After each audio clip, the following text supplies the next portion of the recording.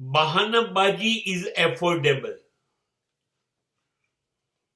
નાનું છોકરું હોય ને, એની પાસે પણ કેમ થયું, શા માટે થયું, શા માટે ના થયું, એના બહાના તૈયાર જ હોય છે. તો આપણે તો દુનિયાને બેવકૂફ બનાવી ચૂકેલા માણસો છીએ.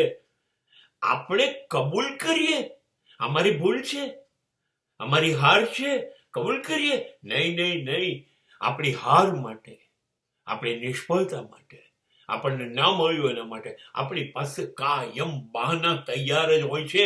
આપણી પાસે મજબૂત દલીલ છે. મારો વાંક નથી, મારી ભૂલ નથી, મારી જવાબદારી નથી, બીજા કોઈનો વાંક છે. અરે બીજું કોઈ કે બીજી સ્થિતિ મને નડી ના હોત તો મેં કરી બતાવ્યું હોત.